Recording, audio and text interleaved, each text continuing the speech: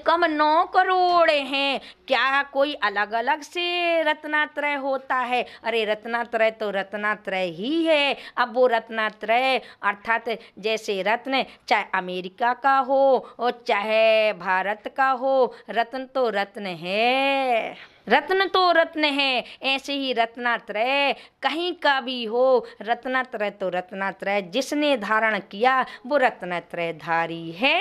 ना धर्मो धर्म कई बिना, धर्म धर्मात्मा के बिना ठहरता नहीं। पानी जैसे पात्र में नहीं ठहरता है, पात्र के बिना नहीं ठहरता है, उसी प्रकार से धर्म धर्मात्मा के बिना नहीं ठहरता है। तो जो धर्म धारण करे वो धर्मात्मा है। हमारा ये क्षय सम्यक दर्शन है जो राग देश करता है, और राग देश करोगे तो आपका छिद्र वाला सम्यक दर्शन हो जाएगा।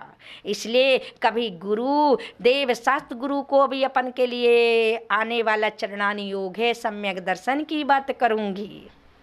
क्या करूंगी? तो बटके नहीं, तो क्षयोग सम्यक दर्शन में ये मेरा मंदिर मेरा ये इस प्रकार का जो करते हो, इससे आपका मिथ्यात्व में जा रहा है आश्रय। फिर वो मिथ्यात्व जो जमा है फिर उखड़ जाएगा। जो जमा हुआ मिथ्यात्व, जो मिट्टी जमी है फिर उखड़ जाएगी। जो कचरा कोने में लगा है फिर उखड़ जाएगा। यदि अपन इस प्रकार के विचार करेंगे, करने इस प्रकार के करेंगे, तो फिर चलमलन जुड़ जुड़ करके ये मूल में अभी वर्तमान में जो सम्यक दर्शन यदि चल रहा, तो ये क्षयोग सम्यक दर्शन इसकी उत्कृष्ट स्थिति 66 सागर है। कितनी है? 66 सागर तक रह सकती है ये स्थिति। इस सप्तम गुण स्थान से आगे नहीं जा सकता है, मुक्ति नहीं मिल सकती है। यदि मुक्ति मिलती है तो क्षयक सम्यक दर्शन से, और 11वें गुण स्थान तक जाते तो उपशम सम्यक से कार्यकारी है, जो निर्मली है, जमाती है। अब वो जो निर्मल पानी कर जाती है, या तो औपशमिक सम्यक्त या फिर क्षयक सम्यक्त। क्षयोग सम्यक्त में दोषपना रहता है। क्या रहता है? हाँ, जरूर है, चढ़ने में सहायक जरूर है। तो तीसरा सम्यक्त है जो अपन ने झाड़ू लगाई, लेकिन झाड़ू लगा करके कचड़ा के बाहर फेंक दिया। अब कितने भी आंधी तूफान आए, लेकिन कचड़ा यानी कि आपका क्या अंगना साफ रहेगा, आपका कमरा साफ रहेगा। या गिलास का पानी जो आपका है, यदि फिटकरी डाली, कचड़े को क्या किया, अर्थात निर्मल पानी को दूसरे पात्र में बदल दिया, तो वह पानी निर्मल ही रहेगा, कचड़ा निकल चुका है। तो जिनकी 7 कर्म प्रकृतियाँ, वो जो 7 कर्म प्रकृतियाँ हैं, मिथ्यात्, सम्यक और सम्यक मिथ्यात्, ये 3, और अनंतानुबंधी क्रोध, मान, माया, लोभ, ये 7 प्रकृतियाँ जिनकी आत्मा से क्षय हो गई, वो क्षयक सम्यक दर्शन है। ऐसे क्षयक सम्यक दर्शन अभी वर्तमान में होता नहीं। उसके लिए क्या चाहिए, अर्थात चौथा काल चाहिए, और उससे चौथे काल में ही से सम्यक दर्शन हो सकता है, उसके अलावा नहीं। इस प्रकार से एक करणानी योग से सम्यक दर्शन के 3 भेद बतलाए हैं, उपशम, क्षयक, क्षयोक्षम। ये 3 रूप से करणानी योग मूल में कहा गया। इसके बाद है प्रथमानी योग और चरणानी योग। तो चरणानी योग की अपेक्षा से सम्यक दर्शन समझना है। चरणानी योग, प्रथमानी योग सामान्य रूप से आज्ञा सम्यक्त कहता है, देव शास्त्र गुरु पर विश्वास करो, बस ऐसा नॉर्मल कहता है। प्रथमानी योग क्या कहता है?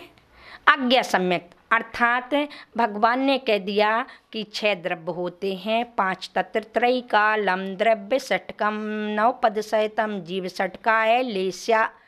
तत्वार्थ सूत्र का पहला जो मंगलाचरण के रूप में जो सौधर में इंद्र ने भेष बनाकर, वृद्ध का भेष बना करके गौतम बुद्ध जो बुद्ध की पर्याय में अहंकार में फूला था, 500 शिष्यों के साथ अपने शिष्यों को पढ़ा रहा था, उस समय जब 65 दिन निकल गए, भगवान वीर की वाणी जब खिर नहीं रही थी, उस समय सौधर में इंद्र ने वृद्ध का रूप बना करके ये श्लोक कहा था कि त्रैकालम द्रव्य षटकम नवपद सहितम जीव षटकाय लेस्या।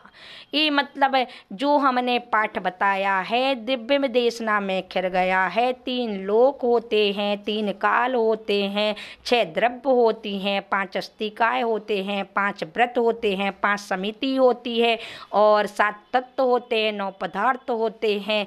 इस प्रकार से 6 लेस्या होती हैं।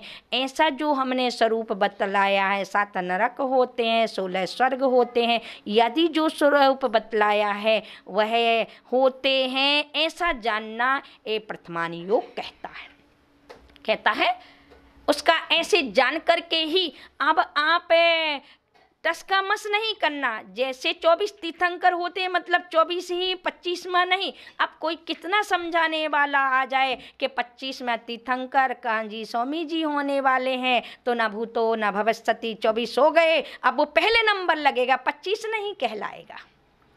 यदि कोई होगा तो पहले नंबर से आएगा, वह नंबर आपका 25वां में ही नहीं जाएगा कि 24 ही होते। भरत क्षेत्र में 24 तीर्थंकर ही होते हैं, ही शब्द लगा है। इसलिए आप कोई कितना काना फूसी करे, आज तुम्हें कितना तथा कथित रूप से कहते हैं कि द्रव्य ऐसी नहीं होना चाहिए, द्रव्य वैसी, लोग आज भड़काने लगे तुम्हें,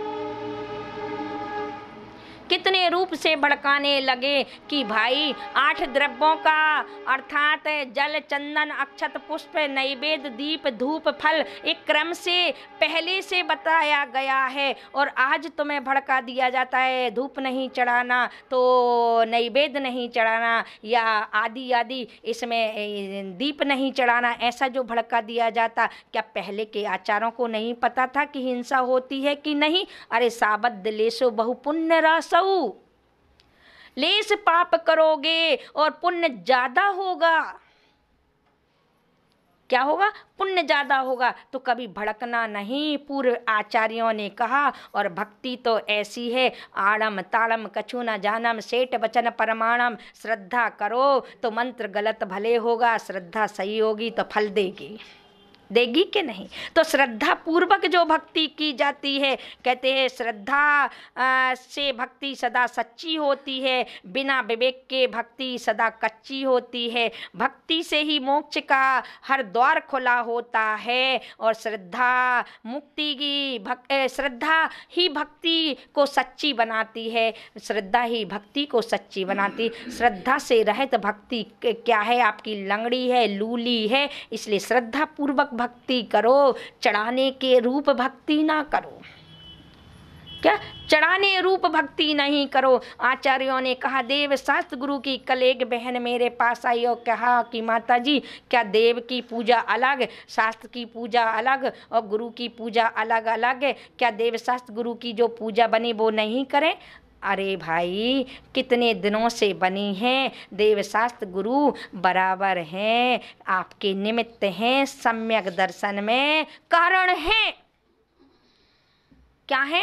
तो कभी कभी स्यादवाद से समझना, यदि तुम्हें शास्त्र से अगर सम्यक दर्शन हो गया तो आपके लिए देव और गुरु पीछे, शास्त्र बड़ा।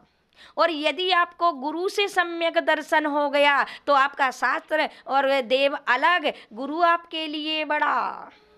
गुरु गोविंदो खड़े काके लागू पाए, बलहारी गुरु आपने गोविंदियो बताए।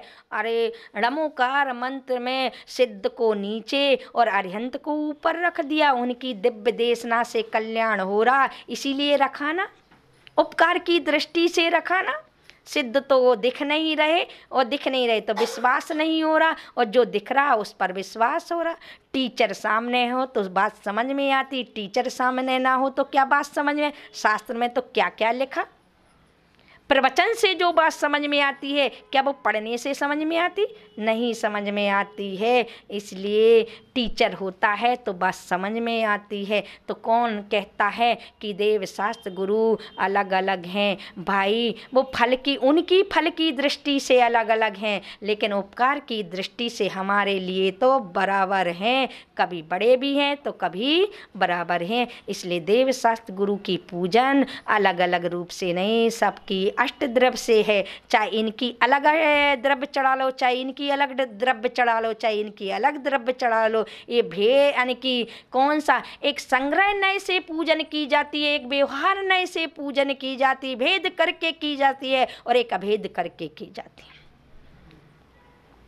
तो नए विवक्षा भूल गए, जो नए विवक्षा से बात करने लगते हैं, अरे भाई संग्रह नय क्या कहता है, जीव द्रव्य कर दो तो देवगति का जीव भी आ गया और वह नरक गति का जीव भी आ गया, त्रियंच गति का भी जीव आ गया और मनुष्य गति का जीव में संग्रह हो गया, संसारी भी हो गया, मुक्त भी हो गया। ऐसी देव शास्त्र गुरु की जो पूजन लिखी गए वो संग्रह नय की अपेक्षा से लिए गई है। आप इसको इस प्रकार से विवादित में ना पड़े, अर्थात श्रद्धा का विषय है जो हमारे पूर्वाचार्यों ने कहा। कोई कहता ठौना नहीं रखना चाहिए, यानी कि कोई कहता ये नहीं करना चाहिए, कोई कहता वो नहीं करना चाहिए। ऐसे विवादों में कभी मत पड़ना। कोई कहता फूल नहीं चढ़ाओ तो कोई कहता फल नहीं चढ़ाओ। भाई आप अपने विवेक से क्या करिए, श्रद्धावान, विवेकवान और क्रियावान बने। बस इतना विवेक जरूर लगाएं कि साबद्ध लेस हो, अधिक लेस ना हो, अर्थात अधिक पाप ना हो,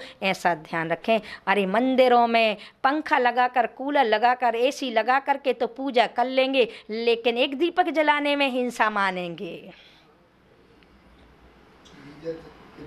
गीजर के पानी से नहा लेंगे, अनछने पानी से नहा लेंगे, लेकिन एक दीपक चढ़ाने, इतनी सी धूप चढ़ाने के लिए निषेध कर देंगे। ये सब पंथ की पुष्टि है। और ये यानी कि जैन दर्शन कहता है पंथ से नहीं पथ पे चलो। कभी सम्यक दर्शन से अकेला मोक्ष नहीं होगा, कभी सम्यक ज्ञान से अकेला मोक्ष नहीं होगा, कभी सम्यक चारित्र से अकेला मोक्ष नहीं होगा। आचार्य उमा स्वामी क्या कहते हैं, सम्यक दर्शन ज्ञान चारित्राणी मोक्ष मार्ग, अर्थात तीनों की एकता से मोक्ष मार्ग मिलेगा, अकेले से नहीं मिलेगा। मैं भी कह रही, अभी सम्यक दर्शन समझा रही हूँ। विश्वास रखना कि जो आचार्यों ने, पूर्व आचार्यों ने कहे उसी अनुसार चलना। कोई पंथ वादों से लड़ करके अपने सम्यक दर्शन को दूषित मत करना। ये तेरा और मेरा मत करना। देव शास्त्र गुरु को पकड़ के राग द्वेष करोगे तो नरक निगोदई जैसे काम होगा। एक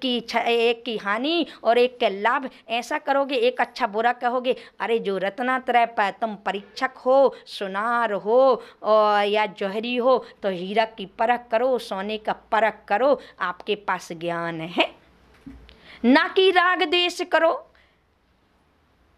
बोलो राग देश नहीं करो, कहने से नहीं, तोता रटंत से नहीं। खुद की आंखें, खुद का ज्ञान है, खुद का परीक्षण करो। और यदि अपने प्रत्यक्ष ज्ञान से अगर परीक्षण करते हो तो फिर तुम जैसे मूर्ख क्या कहलाओगे कि अपने ज्ञान को एक तरफ रख करके। तो यहाँ सम्यक दर्शन क्या कह रहा है कि प्रथमानी योग कह रहा कि जो वीर की यानी कि जो तीर्थंकर की दिव्य देशना, अरिहंत की दिव्य देशना में खेरा है, वही प्रथमानी योग कह रहा, उस पर विश्वास करो कि ये त्रय काले द्रव्य षटकम नव परदेश जीव षटकाय लेस्या आदि जो कहा, ये प्रथमानी योग। अब चलते हैं चरणानी योग पर। तो चरणानी योग क्या कह रहा है, उस सम्यक दर्शन को समझें। श्रद्धानां परमात्मानां माप्तागम तपोभ्रमा त्रमूणापोर्धमष्टांगम सम्यक दर्शनमस्मयम्। रत्नकर्ण श्रवकाचार्य में समंत्रभद्र आचार्य देव ने बड़ी तार्किकता के साथ, तार्किक थे, व्याकरण सिद्ध थे, जिन्होंने बड़े से बड़े ग्रंथों का तत्वार्थ, श्लोक वार्तिक आदि ऐसे ग्रंथों का जिन्होंने विवेचन किया, अर्थात उनके द्वारा लिखित हैं। कितने सारे ऐसे ग्रंथ हैं समंत्रभद्र के द्वारा जिनने इस रत्नकर्ण श्रवकाचार्य में सम्यक दर्शन का स्वरूप बतलाया। श्रद्धानम परमात्मागम, अर्थात परमात्मा अर्थात देव पर, आप्त पर, आगम पर, और तपोभृतम अर्थात तपोभृत यानी गुरुओं पर, गुरु पर, देव शास्त्र गुरु पर तीन मूर्ता से रहित होकर। कितनी? तीन मूर्ता से रहित होकर, 8 अंगों से सहित होकर एवं 8 मदों से रहित होकर और 6 अनायतन से ऐसे 25 मल दोष से रहित होकर के जो देवशास्त्र गुरु पर विश्वास करता है वह सम्यक दर्शन कहलाता है। क्या कहलाता है? सम्यक दर्शन। दर्शन की विशुद्धि वही कहलाती है असली। तो मूल भूमिका पर चलें। पहले आत्मा के साधन है देव शास्त्र गुरु, और देव शास्त्र गुरु का स्वरूप आप मेरी भावना में पढ़ते हैं। क्या करते? देव शास्त्र गुरु का आप स्वरूप किसमें? मेरी भावना में पढ़ते हैं। जिसने राग देश कामादिक जीते सब जग जान लिया, सब जीवों को मोक्ष मार्ग का ऐसे बुद्ध वीर जिन हरि हरि ब्रह्मा, या उसी को स्वाधीन कहो, भक्ति भाव से प्रेरित हो या जिन्होंने 18 दोषों को समाप्त कर दिया है, ऐसे वीतरागी। जिसने राग द्वेष का मादिक जीते सब जग जान लिया है, ऐसे सर्वज्ञ। क्या? जीते जी, जिन्होंने जान लिया है, ऐसे सर्वज्ञ। और उसके बाद क्या बोला? जीते सब जग जान लिया है। और उसकी दूसरी लाइन क्या कहती? जिससे सब जीवों को मोक्ष मार्ग का निष्प्रय हो उपदेश दिया। कोई अपेक्षा नहीं रखी है कोई आज ऐसा करने वाला। जैसे डमरू को मात्र मृदंग में अगर ढोलक मास्टर हाथ लगाता है और बजने लगती है, ध्वनन शिल्पी कर रमूज यानी कि ध्वनन वह ध्वनि करने लगती रमूजा, अर्थात ढोलक मास्टर के हाथ लगते ही बिना अपेक्षा के। उसी प्रकार से जो निस्वार्थ रूप से हित का उपदेश देता है, अपने पंथ का नहीं, अपने नाम का नहीं, अपनी ख्याति के लिए नहीं, अपने उसके लिए नहीं, अपनी कसायों विषयों की पुष्टि के लिए नहीं, अपनी राग द्वेष की पूर्ति के लिए जो उपदेश देता है वह कभी हितोपदेशी नहीं कहला सकता है। ऐसा हितोपदेशी 3 गुणों से जो यानी कि सहित हो वह आप्त अर्थात देव कहलाता है। क्या कहलाता है? देव कहलाता है। ऐसे देव की पूजन अर्थात चाहे वह हरि के नाम से जाने हो, चाहे वो हर के नाम से जाने हो, चाहे वो बुद्ध के नाम से जाने, चाहे वो शंकर के नाम से जाने, चाहे विष्णु के नाम से जाना जाए, चाहे अल्लाह खुदा ईश्वर किसी के नाम से जाना जाए, ये 3 गुण हैं तो वह देव है।